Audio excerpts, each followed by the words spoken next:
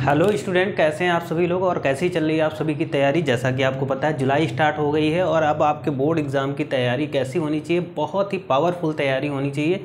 यानी आज के लेक्चर में हम जानेंगे कि जुलाई से पढ़ करके आप अपने जो भी आपके पास टाइम है जुलाई से लेकर के जनवरी तक, क्योंकि फरवरी में आपके बोर्ड एग्ज़ाम चालू हो जाते हैं, तो इतने दिनों में मतलब आज से आप अपनी तैयारी किस तरीके से करें जिससे आपका 95 प्लस स्कोर हो जाए। तो आज के लेक्चर में हर एक चीज़ बताऊंगा मैं, जो भी चीज़ें इंपॉर्टेंट है आपके लिए। अगर आप ऐसा करेंगे, जो भी चीज़ें मैं बताऊंगा अगर आप ऐसा कर लेते हैं तो आपके पक्का 95% आएंगे। कमज़ोर बच्चा भी अगर इतना कर लेगा तो बहुत ही अच्छे उसके मार्क्स आएंगे। ठीक है, तो सारी चीज़ों को आपको बहुत ही ध्यान से देखना है, वीडियो पर बने रहना और वीडियो को अंत तक जरूर देखिएगा ताकि सारी चीज़ें क्लियर हो जाएं। आज के लेक्चर में हम जानेंगे, अगर आप 10th में हैं या फिर 12th में हैं, किसी भी बोर्ड में हो, है ना, अगर आप 10th का बोर्ड दे रहे हैं तो या फिर आप 12th का बोर्ड दे रहे हैं, तो सभी के लिए ये लेक्चर बहुत इंपॉर्टेंट है बच्चों। हर एक चीज़ को बहुत ही ज़्यादा अच्छे तरीके से समझेंगे। जैसा कि आप सबको पता है कि आजकल ज़्यादा हार्ड वर्क करने की ज़रूरत नहीं, आपको हार्ड वर्क के साथ साथ स्मार्ट वर्क करना है। ठीक है, स्मार्ट वर्क करके आप बहुत ही अच्छे नंबर ला सकते हैं। आपको ये भी पता है कि मार्केट में बहुत तरीके से नोट्स मिल जाते हैं। बहुत सारे बच्चे ये सोचते हैं कि मार्केट में तो बहुत सारे नोट्स हैं, उनको परचेज़ करके हम बहुत ही अच्छे नंबर ले आएंगे। ठीक है, तो बच्चों ऐसा बिल्कुल भी नहीं होगा। आप मार्केट के नोट्स से नंबर अच्छे नहीं ला सकते। अच्छे नंबर लाने के लिए आपको खुद के नोट्स बनाने होंगे और खुद मेहनत करनी होगी। तो आज के लेक्चर में हम इन्हीं सभी चीज़ों के बारे में डिस्कस करेंगे। ठीक है बच्चों, हम बात करेंगे यहाँ पर कोई दो बच्चे ले लेते हैं। ठीक है, एक स्टूडेंट ले लेते हैं, मान लो ये हो गए रुद्र। ठीक है, ये हो गए रुद्र, और एक और बच्चा ले लेते हैं, है ना, इसको मान लेते हैं अनंग। ठीक है, ठीक है, दो बच्चे ले लिए। रुद्र ने मेहनत की कितने %? इन्होंने किया हार्ड वर्क। इन्होंने बहुत ही ज़्यादा हार्ड वर्क किया। हार्ड वर्क का मतलब जब देखो कॉपी किताब लेके सिर्फ लिखा करते हैं, कॉपी किताब लेके 24 घंटे बैठे हैं। इन्होंने हार्ड वर्क करके लाए, ये अपना लाए 80% मार्क्स। और अनंग ने क्या किया? अनंग ने किया स्मार्ट वर्क, और स्मार्ट वर्क करके ये ले आए 96%। मेहनत तो दोनों ने की, लेकिन एक ने ज़्यादा हार्ड वर्क कर दिया। हार्ड वर्क का मतलब इन्होंने क्या किया, जैसे स्कूल में जो लिखाया गया 24 घंटे लिखते रहे, बस लकीर के फ़कीर बने रहे। ठीक, लेकिन इन्होंने क्या किया, उसमें अपना भी कुछ इंक्लूड किया, अच्छे तरीके से पढ़ाई की, स्मार्ट तरीके से, कम समय में चीज़ों को कैसे मैनेज किया। तो इन्हीं सभी चीज़ों के बारे में हम जानेंगे, स्मार्ट वर्क और हार्ड वर्क। ठीक है, यानी एक बच्चा स्मार्ट वर्क करके कैसे 95% प्लस स्कोर कर सकता है। तो चलिए हम जानेंगे बच्चों। आपको बोर्ड एग्जाम में अच्छे नंबर लाने के लिए सबसे पहले आपको सभी स्टूडेंट को स्मार्ट वर्क करना होगा। स्मार्ट वर्क का मतलब होता है कि एक प्रॉपर तरीके से आप काम करेंगे। जैसे आपको जो स्कूल में काम कराया गया, आप कोशिश करेंगे कि कॉपी वर्क स्कूल में कर लें, घर आकर के आपने रिवीजन कर लिया, ये स्मार्ट वर्क है ना। उसके साथ साथ जैसे ही घर आए फटाफट आपने जो कॉपी का वर्क था स्कूल में कराया गया उसको कंप्लीट कर लिया। उसके बाद स्मार्ट वर्क और क्या करेगा बच्चा अपना टाइम टेबल बना लेता है। यानी जो बच्चा स्मार्ट वर्क करता है वो शाम का अपना पढ़ने का टाइम टेबल, देखो स्कूल कोचिंग में आप क्या पढ़ रहे हो वो टाइम अलग रख दो, है ना। आप अगर स्मार्ट तरीके से स्टडी करोगे तो शाम को कम से कम 3 से 4 से 5 घंटे आपको अलग से टाइम निकालना ही होगा और उसका एक प्रॉपर शेड्यूल होगा, है ना। आपको क्या करना है कि शाम के समय में अपने घर का एक टाइम टेबल बना लेना, बहुत ही अच्छा टाइम टेबल आप अपने मन से बनाइएगा। किसी के टाइम, दूसरे के टाइम टेबल की कॉपी मत करिएगा। आप अपने टाइम, अपने समय के अकॉर्डिंग आपको टाइम टेबल बनाना है। ठीक है, आप अपना टाइम टेबल बना लेंगे। टाइम टेबल बनाने के बाद में आप रात में स्टडी करेंगे। देखिए शाम को जो आप स्टडी करेंगे उसमें अपना रिटन वर्क करेंगे, जो भी चीज़ें होंगी लिख के प्रैक्टिस करेंगे।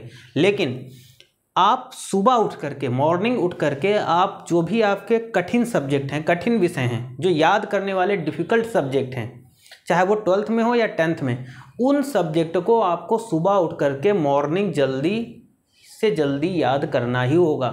आपको मॉर्निंग पढ़ना ही पड़ेगा अगर आपको याद करना है। ठीक है, शाम को आप खूब ढेर सारी मैथ की प्रैक्टिस कर लीजिए, है ना। और भी जो न्यूमेरिकल हैं, केमिस्ट्री में रिएक्शंस हैं, उन सभी चीज़ों को लिख करके शाम को प्रैक्टिस।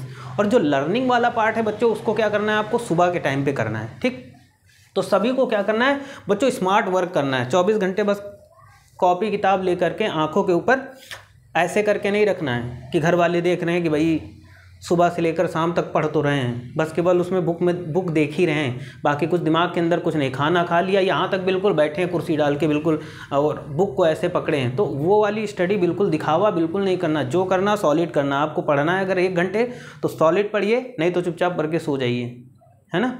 चुपचाप लेट जाओ, अपना सो जाओ, मन नहीं है तो मत पढ़ो, दिखावा मत करना, ठीक है। आप भले 2 घंटे मेहनत करें, 4 घंटे ना करें, लेकिन 2 घंटे ऐसी सॉलिड मेहनत करें, जो सब्जेक्ट जो विषय आप पढ़े 2 घंटे वो बिल्कुल आपको क्लियर हो जाने चाहिए, ठीक है। तो ये आपके अंदर बिल्कुल आज से जुनून होना चाहिए। आप आज 1 जुलाई हो गई बच्चों, तो 1 जुलाई से आपके पास काफ़ी टाइम है, अभी आपको कछुए की चाल से चलना है, ठीक है। बहुत ही ज़्यादा खरगोश नहीं बनना है कि बहुत स्पीड से आज कस के पढ़ लिया, फिर 4-5 दिन के लिए बिल्कुल घोड़े गधे बेच के सो गए, ऐसा बिल्कुल नहीं करना है, ठीक है। आपको धीरे धीरे अपने सभी सब्जेक्ट को साथ में लेके चलना है और प्रॉपर तरीके से सभी सब्जेक्ट में बराबर टाइम। अच्छा, ये एक चीज़ याद रखिएगा, सभी सब्जेक्ट में बराबर टाइम देना है और किसी भी सब्जेक्ट को छोटा नहीं समझना है, ठीक है। तो सभी सब्जेक्ट को आपको साथ में लेना है, ऐसा नहीं कि मैथ और साइंस रोज़ मैथ ही साइंस पढ़ रहे हैं, बाकी हिंदी, SST, कॉमर्स, कंप्यूटर, इन सभी चीज़ों को छोड़ दिया। सभी सब्जेक्ट को बराबर, हाँ ये हो सकता है कि मैथ में आप 1.5 घंटा दे रहे तो सबको 1-1 घंटे दे दीजिए, इतना हो सकता है, लेकिन सभी सब्जेक्ट को साथ में लेके चलना है, ये पॉइंट आपको याद रखना है। दूसरा बच्चों क्या करना है, you will have to make your own notes. अच्छा, एक चीज़ याद रखिएगा, बहुत सारे बच्चों को मैंने देखा है कि वो अपना चाहे कोचिंग हो या स्कूल के नोट्स नहीं बनाते हैं, और बनाते भी नोट्स हैं तो वो क्या करते हैं, एक दूसरे से छाप लेते हैं इधर उधर। तो आपको क्या करना है, अपने सेल्फ नोट्स बनाने हैं।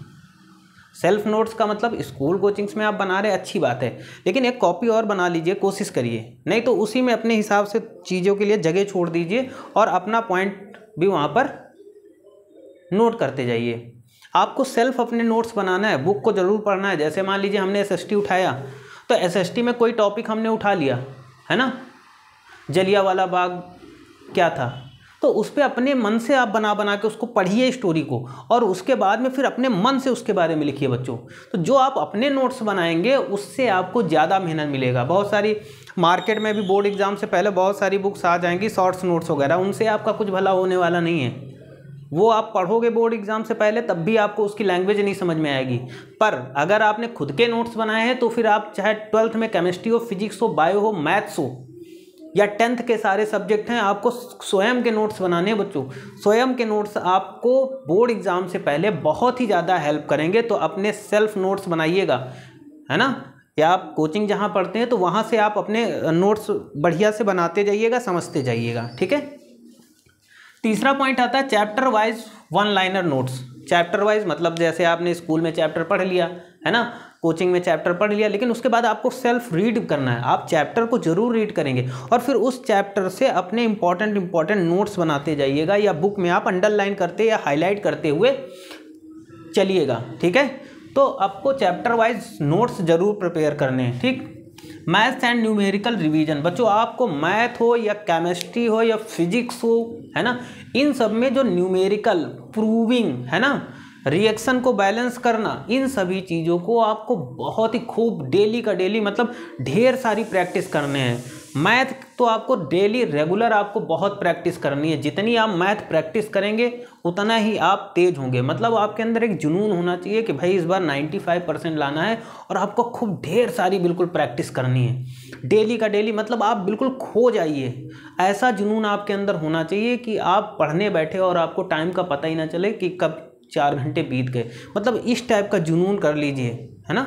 इस टाइप का जब जुनून आपके अंदर होगा तो आप बहुत ही अच्छे नंबर लाएंगे।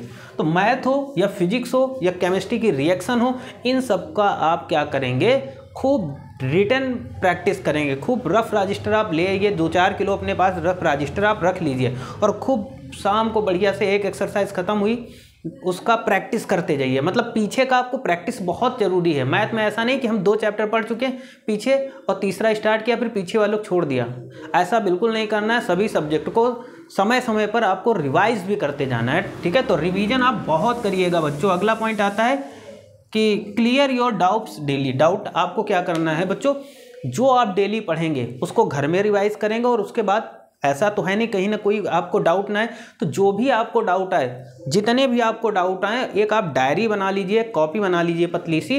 उस कॉपी में आप शाम को जब सारे सब्जेक्ट पढ़ेंगे, चाहे आप 12th वाले हैं तो 12th का पढ़ेंगे और 10th वाले हैं तो 10th का पढ़ेंगे, तो जिस सब्जेक्ट को आप पढ़ते जाएंगे तो उसमें देखिएगा आपको डाउट्स आएंगे। तो जो डाउट्स आए, तो पहले जैसे हमने पढ़ा मैथ, तो मैथ में मान लिया हमें 2 क्वेश्चन में डाउट है, तो हमने उन 2 क्वेश्चन को उस डाउट वाली कॉपी में लिख लिया, ठीक है। उसके बाद हमने केमिस्ट्री पढ़ा, केमिस्ट्री में सपोज करो हमें कोई रिएक्शन नहीं आ रही, कोई थ्योरी नहीं समझ में आ रही, कोई रूल नहीं समझ में आ रहा, तो हमने क्या किया कि केमिस्ट्री में वो डाउट लिख लिए। उसके बाद फिजिक्स हमने स्टार्ट किया, तो फिजिक्स में कोई डेरिवेशन नहीं, कोई न्यूमेरिकल नहीं, कोई डेफिनेशन, कोई जो चीज़ आपको ना समझ, आप हर सब्जेक्ट में नोट कर लिए। एसएसटी में कुछ नहीं समझ में आया, नोट कर लिया। मैथ में नहीं, बायो में नहीं आया तो बायो का, ऐसे सभी सब्जेक्ट में आप नोट कर लें। और अगले दिन जब आप स्कूल जाएं या कोचिंग जाएं, जहां से अभी आप पढ़ते हैं, आप अपने अध्यापक से जाकर के सारे डाउट क्लियर कर लें। देखो डाउट क्लियर करना बहुत जरूरी है। अगर डाउट बना रहेगा तो वो होता है ना, वो नासूर की तरीके से होगा अगर उसको क्लियर ना किया जाए, ठीक है। तो सभी चैप्टर वाइज आपको डाउट्स क्लियर कर लेने हैं बच्चों। PYQ,